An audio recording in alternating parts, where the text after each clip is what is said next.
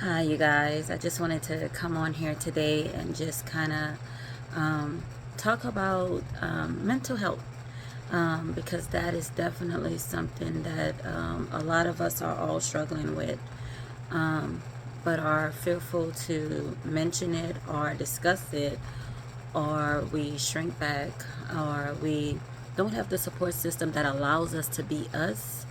And so we tend to hide our mental illness, the state of our mind, the sanity, or lack thereof that we struggle with. I've battled with depression, major depressive disorder, since I was a little girl. And I can tell you that there has been numerous times that I have wanted to commit suicide and that I never felt that I was enough. I went through a lot as a kid, and a lot of people have no idea the things that went on behind closed doors and how I felt as a little girl who just wanted somebody to love her. And so a lot of times we may lack the skill set from the younger age.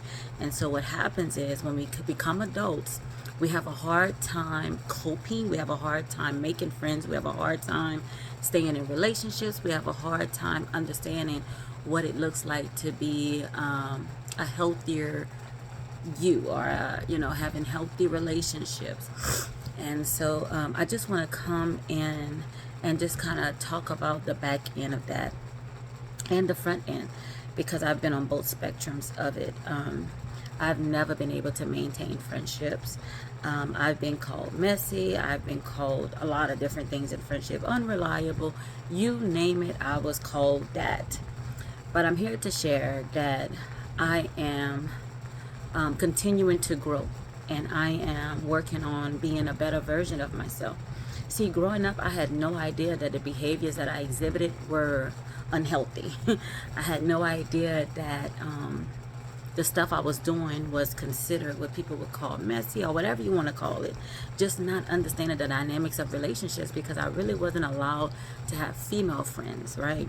It's easy when you are an introvert, extrovert, because I'm both actually, to have male friends, because I know for me, I used to think, well, males are easier because they're not catty like women, they just not. But then again, right now in the world today, right, men are becoming very catty and messy. Oh my goodness. But anyway, so I didn't understand, and so I didn't have female friends. I mean, I had a few, but very, very few, because people didn't understand me and people didn't like being around me.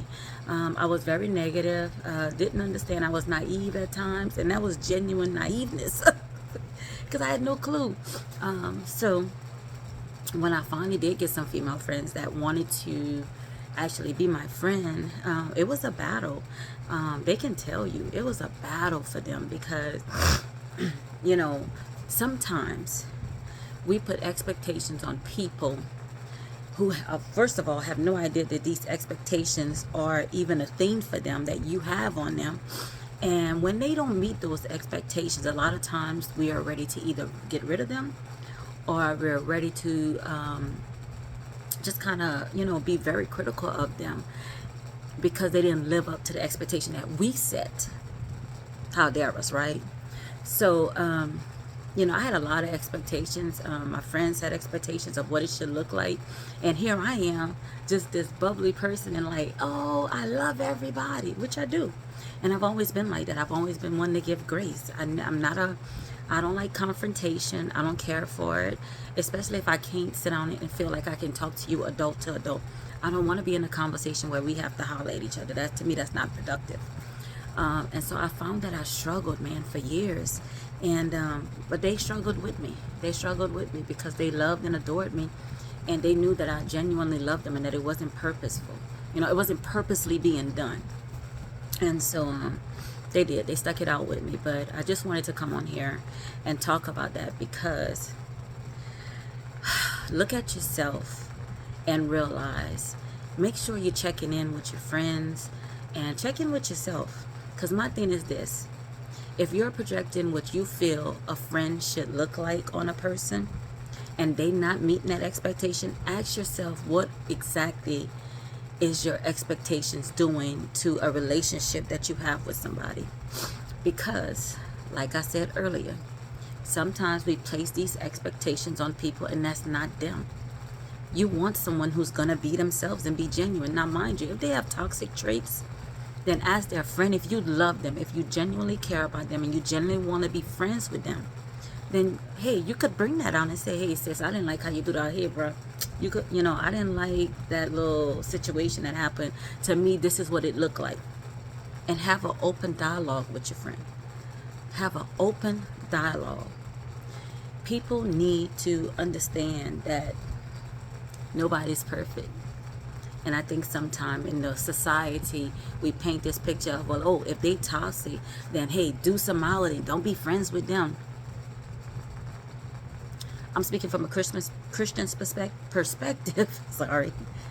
None of us are perfect. And so if you have someone, what if they don't even know that they have these toxic traits? It's like, how can you, when people know better, they do better.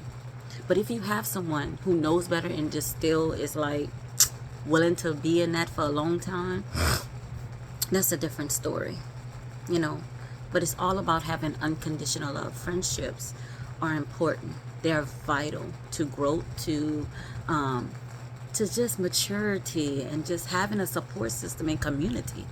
And so I just encourage you today to just evaluate yourself, evaluate your friendships, and take a good look into it. Because it's so easy to say, I don't want to be bothered with somebody, when you're not even trying to understand their viewpoint or where they came from. In order for you to understand somebody, remember this. You have to know that person from the time that they were younger. Because friendships, development starts when we are younger. And if a person was not given the skills, the mindset, or even an understanding of what that's supposed to look like, they're going to struggle. Not purposely. Because I'm sure they want to have healthy relationships. Because I know I did. I wanted healthy relationships. And it wasn't until later that people took the time to love me genuinely, to make time for me, to explain some things for me. And I took the time. To go to counseling. And I'm still in counseling. To go to counseling and to see what it is that's happening of my actions. Because then I started to see it. Discernment, So I just kind of wanted to encourage you to stay strong, keep striving, keep pushing, keep fighting.